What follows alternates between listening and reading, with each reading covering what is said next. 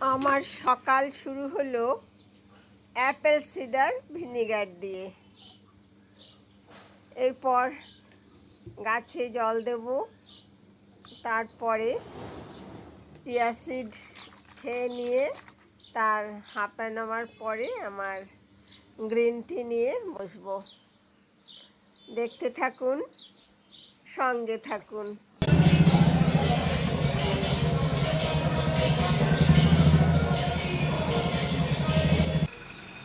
দেখুন কেমন গন্ধরাজ ফুলে আমার গাছ একদম ভরে আছে। এত ভালো গাছটা দিয়েছিল আমার পাড়ার এক নার্সারি, মানে সারা বছর এটা রেড ক্যাপসিকাম। এবার দেখুন আমার ব্যালকনি গার্ডেনে কেমন ক্যাপসিকাম হয়েছে। এই দেখুন রেড ক্যাপসিকাম, দুটো গাছ লাগিয়েছিলাম আমি। সুপ্রভাত, আশা করি সবাই খুব ভালো আছেন। আমি আবার আজকে একটা নতুন ভিডিও নিয়ে আপনাদের কাছে চলে আসলাম। জানি আপনারা খুব বিরক্ত, যেহেতু আমার একটা ভিডিও আসে তারপর আবার কবে যে আরেকটা আসবে তার কোনো ঠিক ঠিকানা থাকে না। যতই চেষ্টা করছি নিজেকে একটা রুটিনে আনতে, কিছুতেই সেটা হয়ে উঠছে না। আসলে চিয়া সিডটা খেয়ে নিচ্ছি।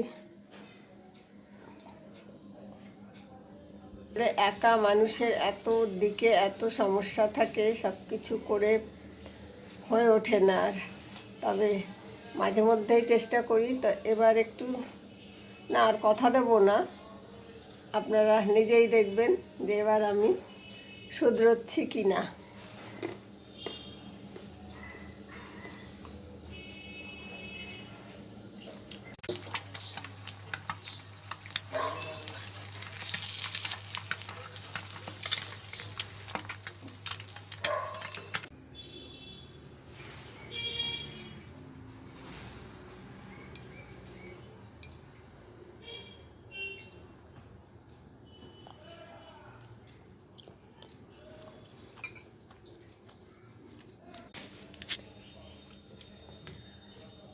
লোকসভা ভোট চলে আসলো, ভোটের দিন ঘোষণা হয়ে গেছে।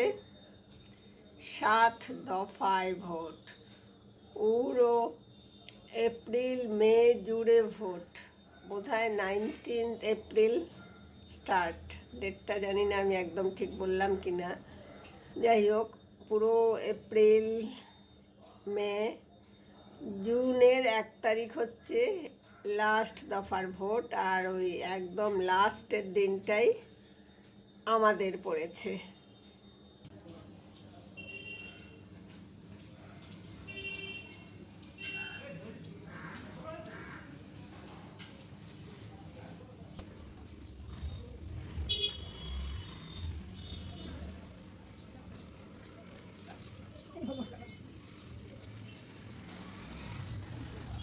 এটাকে ভাজ হয়ে যাচ্ছে, এটাকে আয়রন করতে হবে। এই জামাটা ভাজ করে এখন লাভ না, ভাজ করেই রাখি, এগুলো তো সব আয়রন করতে হবে। হলে না এই একটা ঝামেলা থেকেই যায়, মেনটেন করা খুব ঝামেলা, সব সময় আয়রন করতে হয়। কিন্তু আবার কটন ছাড়া আমি তো গরমে কিছু পরতেও পারি না। আমি কেন, কেউই পরতে পারে না, আমাদের এখানে যা গরম, তাতে কটনটাই বেস্ট। শীত আর থাকে কই, 2-3 মাস তো শীত থাকে। বাবা, শুয়েই পড়লাম একটু, আমি শুয়েই পড়লাম একটু। রান্না বাকি, শুধু মাছ ভাপে করেছিলাম কালকে, সেটা আছে। আর একটু লাউ ঘন্ট আছে, এখন করলা ভাজবো, একটা বেগুন পোড়াবো, আর একটু ঢ্যাঁড়স করব, মানে একেবারে রাত্রেরটাও করে ফেলবো। রাত্রে আমি একটা মিক্সড স্যালাড খাই, ওটা আপনাদের সাথে কোনো দিনও শেয়ার করিনি।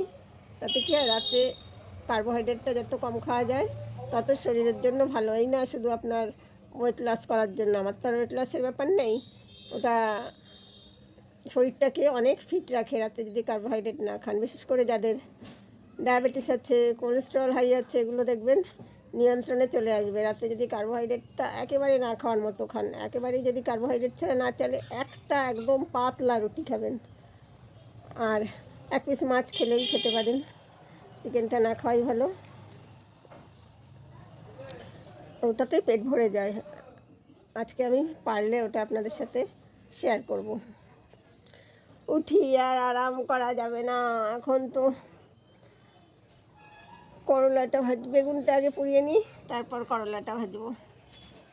টেরা লাগছে আমাকে, শুয়ে কথা বলছি, এদিক ওদিক চোখ করছি। আজ দুপুরে দেখুন কি সাদা ভাত আর করলা পেঁয়াজ ভাজা। এটা লোহার কড়াইতে করেছি দেখে এরকম কালো কুচকুচে হয়ে গেছে। একটা কাঁচা পেঁয়াজ নিয়েছি, ঢ্যাঁড়স সেদ্ধ নিয়েছি, আর এইটা সর্ষে দিয়ে কাতলা ভাপে।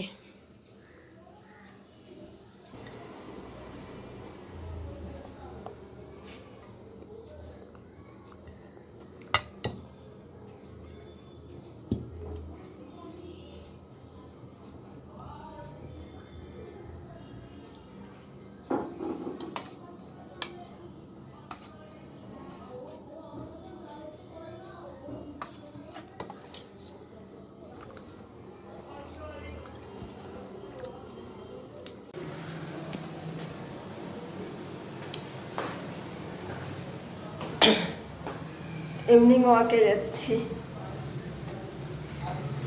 কারণ আজ মর্নিংয়ে যেতে পারিনি, সেই জন্য এখন যাচ্ছি।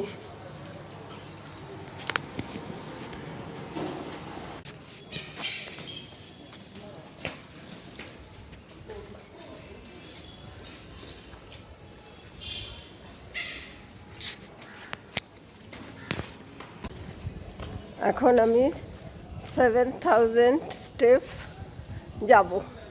এটা আমার মোবাইলে একটা অ্যাপ ডাউনলোড করা আছে, তাতে কতটা ক্যালোরি বার্ন হলো, কত কিলোমিটার, কত স্টেপ, সেটা সব উঠে যাবে।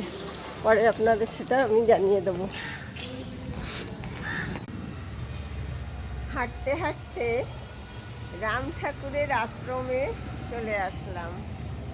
ভাবলাম আশ্রম অবধি যখন এসেছি, ভিতরে যাই, একটু বসি আর আপনাদের সাথেও শেয়ার করি।